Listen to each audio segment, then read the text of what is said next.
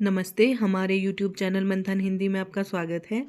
जैसा कि आप जानते हैं, हमारे चैनल के द्वारा HPRC TGT आर्ट्स कमीशन 2025 के लिए फ्री ऑनलाइन क्लासेस प्रोवाइड कराई जा रही है। यदि आप भी अपनी तैयारी को बेहतर बनाना चाहते हैं तो हमारे चैनल से जुड़ने के लिए चैनल को लाइक, शेयर और सब्सक्राइब अवश्य करें। आज की क्लास में हम बीएड पोर्शन करेंगे। बीएड पोर्शन के जो इम्पॉर्टेंट MCQs हैं, 100 MCQs मैं आपके लिए आज की क्लास में लेके आई हूँ। वीडियो में अंत तक बने रहे क्योंकि आज की क्लास आपकी आने वाली परीक्षा के लिए काफ़ी महत्वपूर्ण है। नीचे 100 कठिन स्तरीय बहुविकल्पीय प्रश्न A और D ऑप्शन दिए गए हैं। प्रत्येक का सही उत्तर और संक्षिप्त व्याख्या दिए गए हैं। प्रश्न आपके बताए गए सभी टॉपिक्स चाइल्ड डेवलपमेंट, करिकुलम, भाषा, टीचिंग पद्धतियाँ, असेसमेंट, समावेशी शिक्षा, ICT आदि का मिश्रित कवरेज देते हैं। आइए शुरुआत करते हैं पहले प्रश्न से।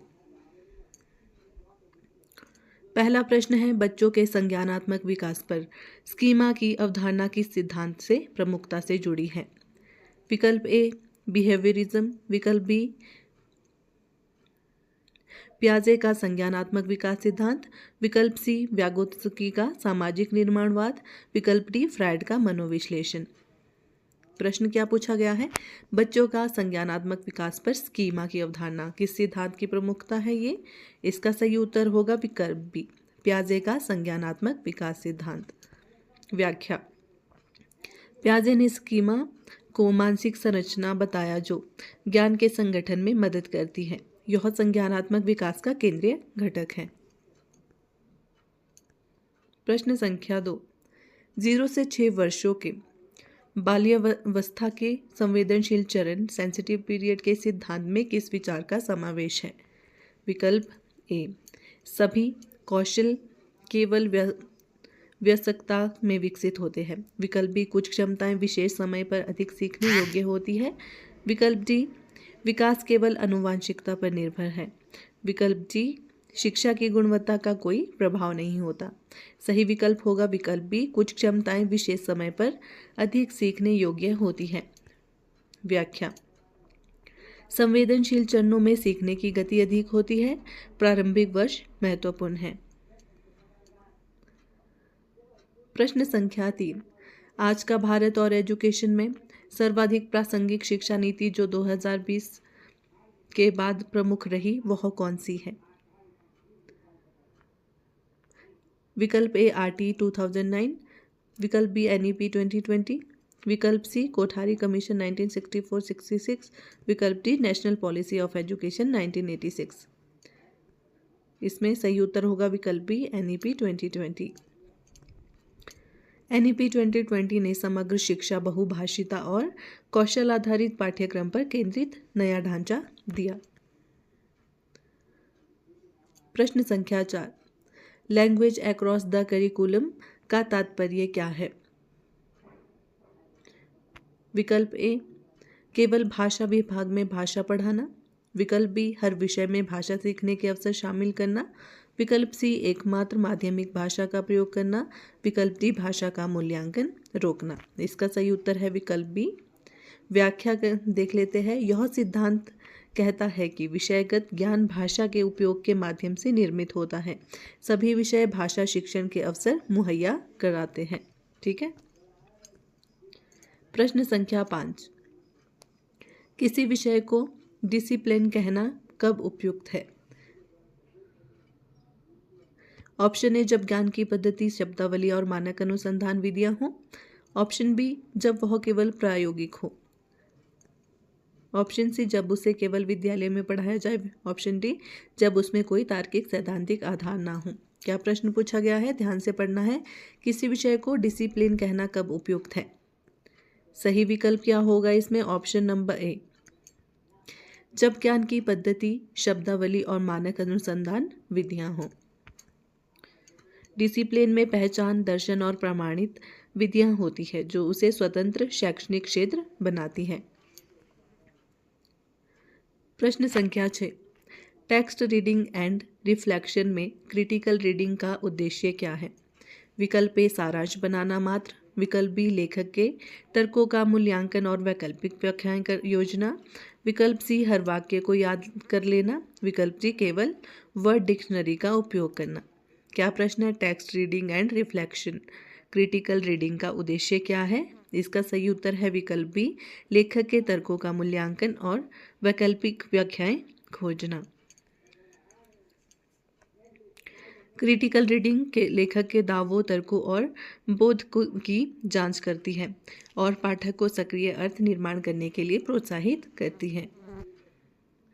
प्रश्न संख्या 7, सीखने का कंस्ट्रक्टिविस्ट मॉडल शिक्षक को किस भूमिका में रखता है?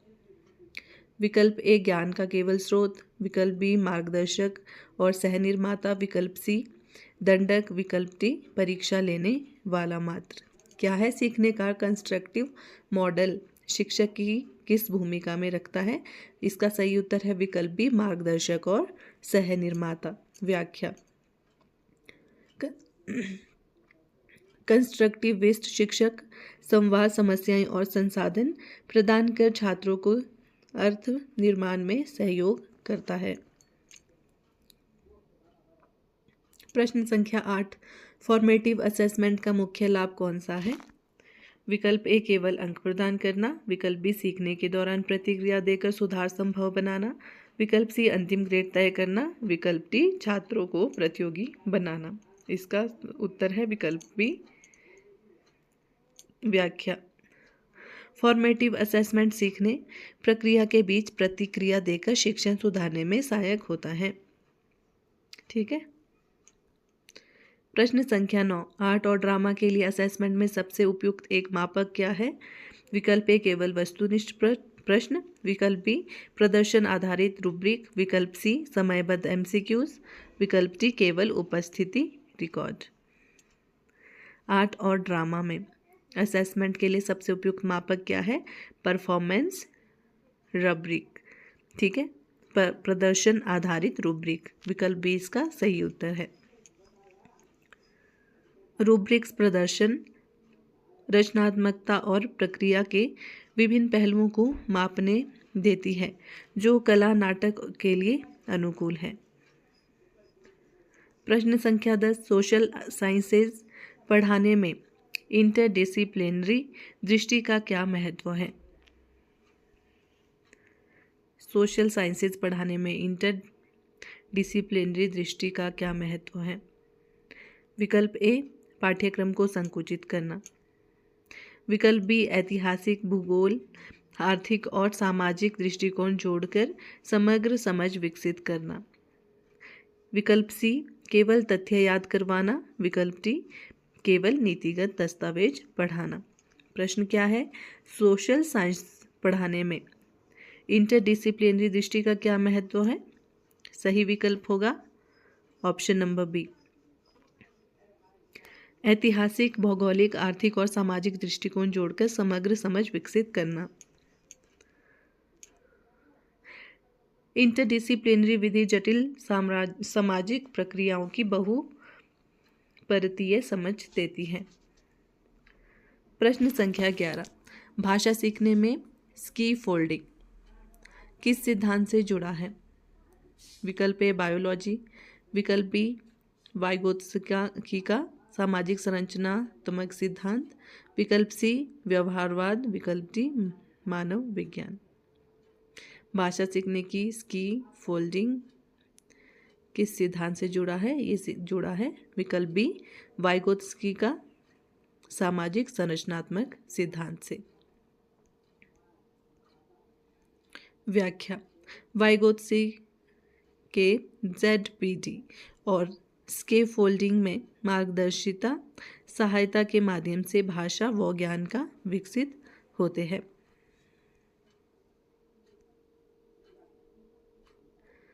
अगला प्रश्न है, नॉलेज और करिकुलम पर विचार करते हुए होलिस्टिक करिकुलम का अर्थ क्या है? विकल्प ए, केवल अकादमिक विषयों का संग्रह, विकल्प बी, छात्रों के शारीरिक, भावनात्मक, सामाजिक, नैतिक और बौद्धिक विकास का समन्वय, विकल्प सी, करिकुलम का संकुचन, विकल्प डी, केवल कौशल आधारित शिक्षा पर जोर। इसका सही उत्तर है विकल्प बी, छात्रों के शारीरिक, भावनात्मक, सामाजिक, नैतिक और बौद्धिक विकास का समन्वय। व्याख्या, होलिस्टिक करिकुलम समग्र विकास को प्राथमिकता देता है, ना कि अकादमिक ज्ञान को।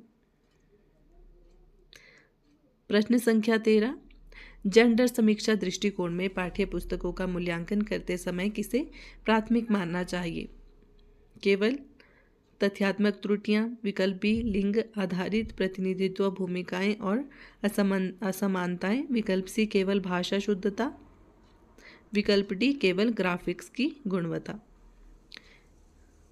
जेंडर समीक्षा दृष्टिकोण से पाठ्य पुस्तकों का मूल्यांकन करते समय किसे प्राथमिकता देनी चाहिए? विकल्प बी लिंग आधारित प्रतिनिधित्व, भूमिकाएं और असमानताएं। व्याख्या। जेंडर समता की जांच के लिए पाठ्य पुस्तकों में प्रतिनिधित्व और भूमिका प्रतीक महत्वपूर्ण है। प्रश्न संख्या 14, एक इंक्लूसिव स्कूल की मूल विशेषता क्या है? विकल्प ए विशेष छात्रों को अलग कक्षा में रखना, विकल्प बी सभी छात्रों की प्रतिभागिता और समान अवसर सुनिश्चित करना, विकल्प सी केवल उच्च प्रदर्शन छात्रों पर ध्यान देना, विकल्प डी संसाधनों का सीमित उपयोग। सही विकल्प होगा ऑप्शन नंबर बी सभी छात्रों की प्रतिभागिता और समान अवसर सुनिश्चित करना। समावेशी विद्यालय सभी के लिए पहुंच, समर्थन और अनुकूलन सुनिश्चित करते हैं। अगला प्रश्न है टीचिंग लर्निंग प्रोसेस TLP में ICT का सबसे मजबूत योगदान क्या है? विकल्प ए केवल डिजिटल कागजात बनाना, विकल्प बी शिक्षार्थी केंद्रित और अनुकूल शिक्षण के लिए मल्टी मॉडल संसाधन और फीडबैक उपलब्ध कराना, विकल्प सी शिक्षकों की नौकरी लेना, विकल्प डी केवल ऑनलाइन परीक्षाएं कराना। ICT इसका उत्तर है विकल्प बी शिक्षार्थी केंद्रित और अनुकूल शिक्षण के लिए मल्टी मॉडल संसाधन और फीडबैक उपलब्ध कराना। व्याख्या। ICT शिक्षण अनुभव को व्यक्तिकृत, इंटरैक्टिव और पहुंच योग्य बनाता है।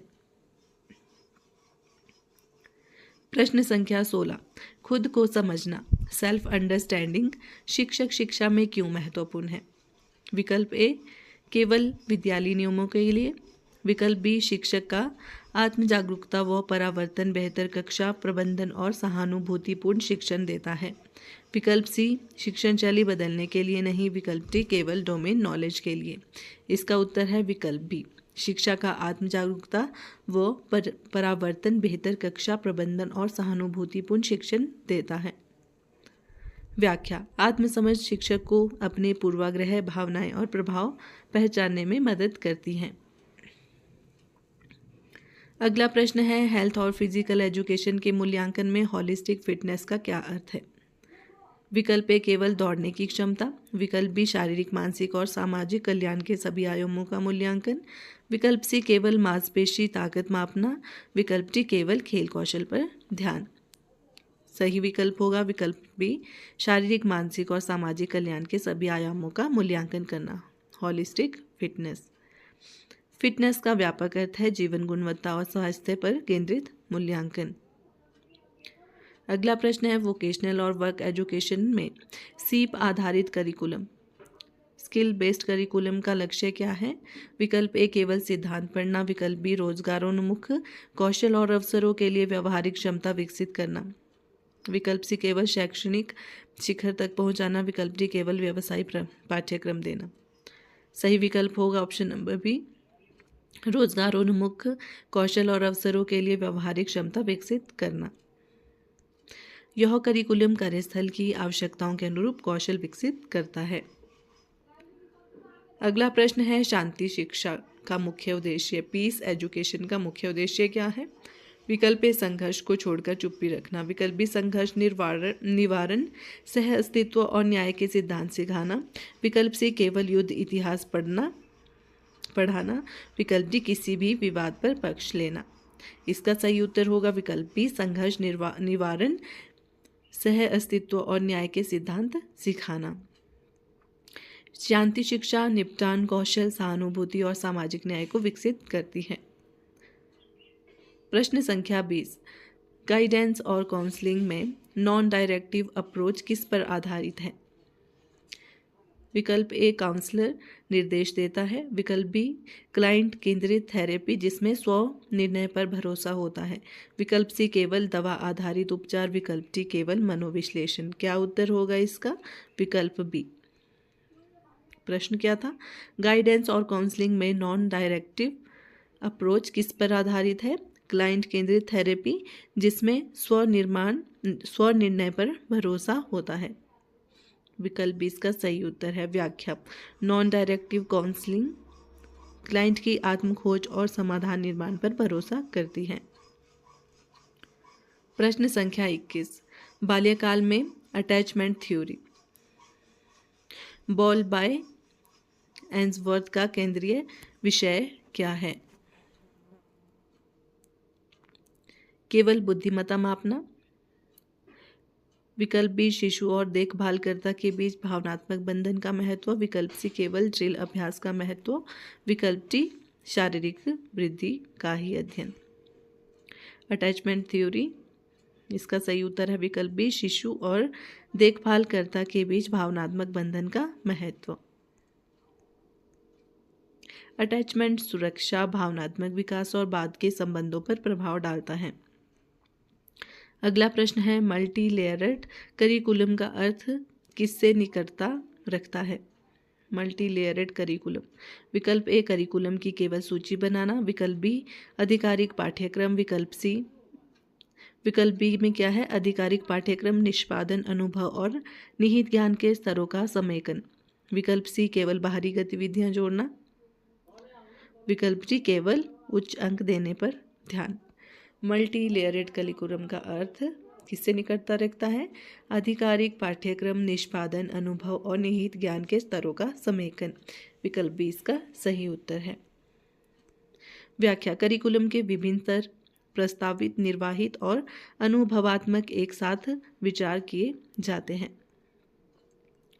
अगला प्रश्न है भाषा शिक्षा में टास्क आधारित लर्निंग TBL का प्राथमिक लाभ क्या है? विकल्प ए व्याकरण का केवल अधिगम। विकल्प बी वास्तविक जीवन कुशलताओं के माध्यम से भाषा का संचारक उपयोग बढ़ना। विकल्प सी केवल श्रोताओं पर निर्भरता। विकल्प डी केवल पढ़ने लिखने पर केंद्रितता। टास्क आधारित लर्निंग TBL प्राथमिक लाभ क्या है इसका? विकल्प बी वास्तविक जीवन कुशलताओं के माध्यम से भाषा का संचारक उपयोग करना। विकल्प बी इसका सही उत्तर है। व्याख्या: TBL में भाषा को अर्थपूर्ण कार्यों के प्रयोग करके सिखाया जाता है जिससे संचार कौशल सुधरते हैं। अगला प्रश्न है पाठ्य पुस्तकों के कंटेंट एनालिसिस के लिए सबसे उपयुक्त विधि क्या है? विकल्प ए मात्रात्मक सूची बनाना। विकल्प बी विषय वस्तु की गुणात्मक, आलोचनात्मक और प्रतिनिधित्व आधारित जांच। विकल्प सी केवल कविताओं की गणना। विकल्प डी केवल पृष्ठ संख्या गिनना। कंटेंट एनालिसिस सबसे उपयुक्त विधि है। विकल्प बी विषय वस्तु की गुणात्मकता, आलोचनात्मक और प्रतिनिधित्व आधारित जांच, मिक्स्ड मेथड्स। व्याख्या: गुणात्मक और मात्रात्मक तरीकों का संयोजन पाठ्य पुस्तकों मूल्यांकन को अधिक समुचित बनाता है। अगला प्रश्न है लर्निंग आउटकम्स को स्पष्ट रूप में परिभाषित करने का प्राथमिक कारण क्या है? विकल्प ए शिक्षकों की मेहनत कम करना। विकल्प बी छात्र और शिक्षक दोनों के लिए लक्ष्यों और आकलन मानदंडों की पारदर्शिता सुनिश्चित करना। विकल्प सी शैक्षिक साहित्य बढ़ाना। विकल्प डी केवल परीक्षा समय बचाना। इसमें सही विकल्प का चयन करना है।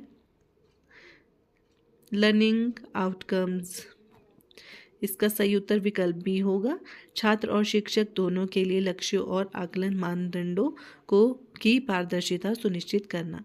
व्याख्या: स्पष्ट आउटकम से शिक्षण, सीखना और आकलन का संरेखण सरल होता है। अगला प्रश्न है सपोर्टेड इंक्लूजन में शिक्षक का क्या कर्तव्य बढ़ता है? विकल्प ए शिक्षक विधि को अपरिवर्तित रखना। विकल्प बी व्यक्तिकृत शिक्षण रणनीतियां और समायोजन प्रदान करना। विकल्प सी छात्र के घर भेजना। विकल्प डी केवल सहपाठी पर निर्भर करना। इसका सही उत्तर होगा विकल्प बी व्यक्तिकृत शिक्षण रणनीतियां और समायोजन प्रदान करना। विकल्प बी इसका सही उत्तर है। व्याख्या, व्यक्तिकृत शिक्षण रणनीतियां और समायोजन प्रदान करता है। व्याख्या, सुपोर्टेड इंक्लूजन सहायक समावेशन का अर्थ है कि विशेष आवश्यकता वाले विद्यार्थियों को सामान्य कक्षा में पढ़ाया जाए, लेकिन उन्हें सफल बनाने के लिए शिक्षक अतिरिक्त सहयोग और समायोजन करे। शिक्षक को व्यक्तिकृत शिक्षण रणनीतियां अपनानी पड़ती हैं। पाठ्य सामग्री, गतिविधियां और मूल्यांकन में समायोजन करना आवश्यक होता है। उद्देश्य यह है कि सभी विद्यार्थी, चाहे उनकी सीखने की क्षमता अलग अलग क्यों ना हो, समान अवसर प्राप्त करें। इसलिए शिक्षक का कर्तव्य बढ़ता है कि वह हर छात्र की ज़रूरत के अनुसार शिक्षण को लचीला और सहायक बनाए। अगला प्रश्न है असेसमेंट फॉर लर्निंग AFL और असेसमेंट ऑफ लर्निंग AOL। ठीक है, क्या है पहला assessment for learning AFL AOL, assessment of learning का में क्या अंतर है? विकल्प ए कोई अंतर नहीं। विकल्प बी AFL सीखने को सुधारने हेतु चल रही प्रतिक्रिया है। AOL अंतिम निष्कर्ष या ग्रेडिंग है। विकल्प सी AFL केवल जीवन कौशल है। विकल्प डी AOL केवल फॉर्मेटिव है। इसका सही उत्तर है विकल्प बी। AFL सीखने को सुधारने हेतु चल रही प्रक्रिया है। जो AOL है वो अंतिम निष्कर्ष या ग्रेडिंग है। व्याख्या, AFL एक प्रक्रिया है जो सुधार हेतु उपयोगी है। AOL परिणाम उन्मुख आकलन है। अगला प्रश्न है अंग्रेजी शिक्षण के संदर्भ में विषय सामग्री का भाषा लैंग्वेज ऑफ सब्जेक्ट का अर्थ क्या है? विकल्प ए केवल व्याकरण पढ़ाना। विकल्प बी किसी विषय की तकनीकी शब्द शैली और संवाद शैली को सिखाना ताकि विषयगत ज्ञान बने। विकल्प सी केवल अनुवाद करना। विकल्प डी केवल शब्दकोश सिखाना। लैंग्वेज ऑफ सब्जेक्ट का अर्थ, इसका अर्थ है किसी विषय के तकनीकी शब्द शैली और संवाद शैली को सिखाना ताकि विषयगत ज्ञान बने। व्याख्या, प्रत्येक विषय की भाषा टर्मिनोलॉजी रिटर्स टेक्स्ट प्रकार सीखना विषयगत समझ के लिए आवश्यक है। अगला प्रश्न है रिफ्लेक्टिव प्रैक्टिस में ड्यूलर का कौन सा सिद्धांत प्रासंगिक है? विकल्प ए शिक्षा का व्यवहारवादी दृष्टिकोण। विकल्प बी अनुभव और परिवर्तन से सीखना learning through experience and reflection. विकल्प सी केवल पाठ्य पुस्तक आधारित शिक्षा। विकल्प डी शिक्षा का नैतिक निरपेक्ष सिद्धांत। क्या है इसका उत्तर? रिफ्लेक्टिव प्रैक्टिस में ड्यूलर का कौन सा सिद्धांत है? अनुभव और परिवर्तन से सीखना। विकल्प बी इसका सही उत्तर है। व्याख्या, ड्यूलर ने अनुभवों पर विचार कर उसमें उनसे सीखने का महत्व बताया। रिफ्लेक्टिव प्रैक्टिस की नींव रखी है इन्होंने। अगला प्रश्न है स्कूली पाठ्यक्रम में बहुभाषी शिक्षा का असर किस पर सबसे अधिक होता है? विकल्प ए केवल भाषा कौशल पर। विकल्प बी संज्ञानात्मक लचीलापन, सांस्कृतिक पहचान और सीखने की पहुंच। विकल्प सी केवल सामाजिक दूरी बढ़ाना। विकल्प डी केवल उच्च शिक्षा में लाभ देना। इसका सही उत्तर है विकल्प बी संज्ञानात्मक लचीलापन, सांस्कृतिक पहचान और सीखने की पहुंच। व्याख्या, बहुभाषिता से सोचने की लचीलापन बढ़ती है और संस्कृति से जुड़ाव मजबूत होता है। अगला प्रश्न है बाल्यावस्था के सेंसरी मटेरियल अनुभवों का संज्ञानात्मक विकास में क्या योगदान है? विकल्प ए कोई योगदान नहीं। विकल्प बी शुरुआती अवधारणाओं और संज्ञानात्मक स्कीमाओं के निर्माण में मजबूत आधार प्रदान करना। विकल्प सी केवल मनोरंजन के लिए। विकल्प डी केवल शारीरिक विकास पर ही असर। बाल्यावस्था में जो सेंसरी मटेरियल अनुभव का संज्ञानात्मक विकास में क्या योगदान है? विकल्प बी इसका सही उत्तर होगा शुरुआती अवधारणाओं और संज्ञानात्मक स्कीमाओं के निर्माण में मजबूत आधार प्रदान करना। व्याख्या, इंद्रिय अनुभव से बच्चे प्रकृति, आकार और कारण परिणाम की अवधारणाएं बनाते हैं। प्रश्न संख्या 33, फ्रीक्वेंसी एनालिसिस आइटम एनालिसिस का उपयोग परीक्षा वस्तु के किस पहलू को जांचने के लिए किया जाता है? विकल्प ए केवल शब्दों की गणना। विकल्प बी प्रश्नों की विश्वसनीयता, कठिनाई और विभेदक शक्ति मापना। विकल्प सी केवल स्कोर की गिनती। विकल्प डी केवल रिक्त स्थान भरना। इसका सही उत्तर है विकल्प बी फ्रीक्वेंसी एनालिसिस का उपयोग प्रश्नों की विश्वसनीयता, कठिनाई और विभेदक शक्ति मापने के लिए किया जाता है। विकल्प बी इसका सही उत्तर है। व्याख्या आइटम एनालिसिस से प्रश्नों की गुणवत्ता और परीक्षण की विश्वसनीयता का मूल्यांकन होता है। अगला प्रश्न है टीचिंग ऑफ सोशल साइंस के स्रोत आधारित शिक्षा का मुख्य लाभ क्या है। विकल्प ए केवल इतिहास पढ़ाना। विकल्प बी छात्र स्रोतों का विश्लेषण सीखते हैं, तथ्य, मतभेद और आलोचनात्मक सोच विकसित करते हैं। विकल्प सी केवल मानचित्र पढ़ाना। विकल्प डी केवल चर्चाएं रोकना। इसका सही उत्तर है विकल्प बी छात्र स्रोतों का विश्लेषण सीखते हैं, तथ्य, मतभेद और आलोचनात्मक सोच विकसित होती है सोर्स बेस्ड टीचिंग में। व्याख्या प्राथमिक और द्वितीयक स्रोतों से छात्रों की विश्लेषणात्मक क्षमता और प्रमाण आधारित तर्कशीलता बढ़ती है। अगला प्रश्न है इंक्लूसिव क्लासरूम में मूल्यांकन कैसे बदलता है।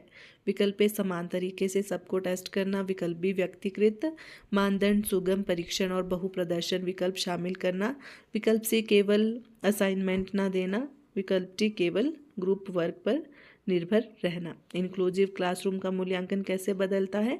इसका सही विकल्प है ऑप्शन नंबर बी व्यक्तिकृत मानदंड, सुगम परीक्षण और बहुप्रदर्शन विकल्प शामिल करना। व्याख्या समावेशी मूल्यांकन हर छात्र की आवश्यकताओं के अनुरूप अनुकूलन करता है। प्रश्न संख्या 36 assessment of learning in arts में किसका विशेष महत्व है। विकल्प ए केवल सही और गलत उत्तर। विकल्प बी प्रक्रिया आधारित टिप्पणियां, पोर्टफोलियो और प्रदर्शन अवलोकन। विकल्प सी केवल एमसीक्यू। विकल्प डी केवल अंतिम प्रदर्शनी। सही विकल्प क्या होगा। प्रत्येक प्रश्न को ध्यान से पढ़ना है और सही विकल्प का चयन करना है। विकल्प बी इसका सही उत्तर है प्रक्रिया आधारित टिप्पणियां, पोर्टफोलियो और प्रदर्शन अवलोकन।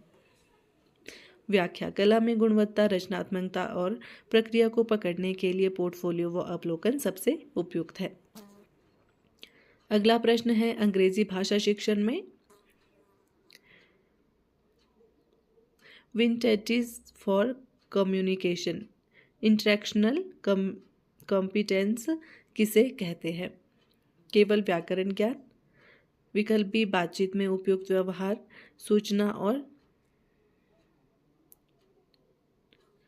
सामाजिक उद्देश्य की पूर्ति करने की क्षमता। विकल्प सी केवल शब्दावली का ज्ञान। विकल्प डी केवल उच्चारण सीखना। विकल्प B is the right answer बातचीत में उपयुक्त व्यवहार, सूचनात्मक और सामाजिक उद्देश्य की पूर्ति करने की क्षमता इंटरेक्शनल कॉम्पिटेंस में। व्याख्या बातचीत से सामाजिक सांस्कृतिक नियमों और रणनीतियों को अपनाने की क्षमता इंटरेक्शनल कॉम्पिटेंस है।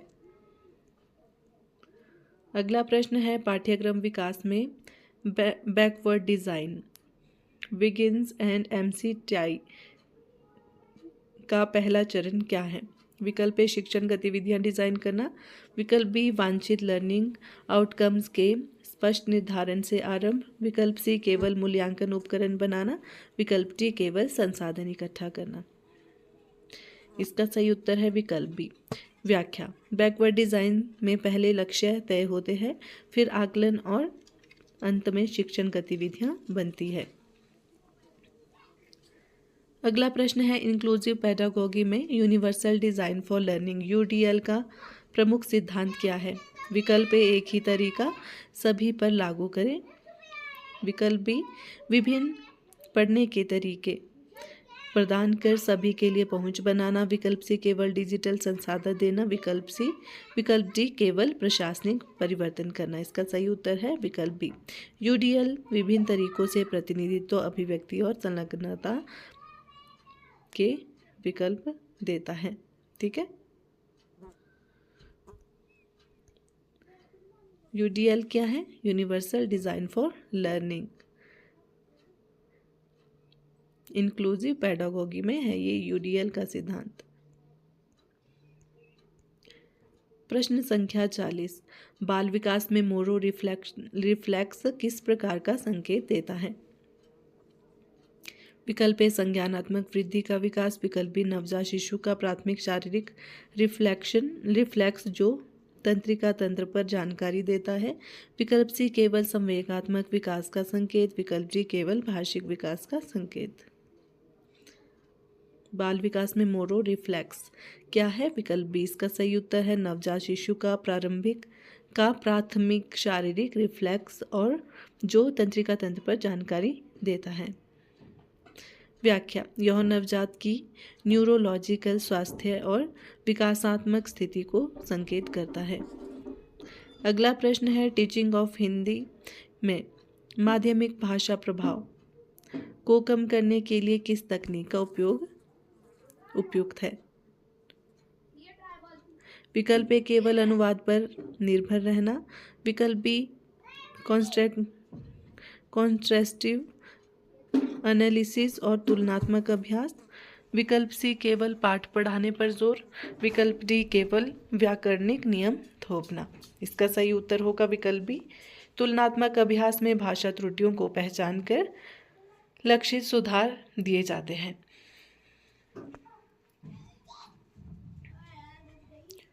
अगला प्रश्न है, आईक्यू परीक्षाओं की सीमाएं कौन सी मुख्य है? विकल्प ए सूचकांक की परिभाषा स्पष्ट होना, विकल्प बी सांस्कृतिक पक्षपात संकुचित बुद्धि अवधारणा और पारिस्थितिक वैधता की कमी, विकल्प सी केवल सही मापना, विकल्प डी सभी को समान रूप से लागू होना। आईक्यू परीक्षाओं की सीमाएं कौन सी मुख्य है? इसमें विकल्प भी सही है, उत्तर है सांस्कृतिक पक्षपात संकुचित बुद्धि अवधारणा और पारिस्थितिक वैधता की कमी।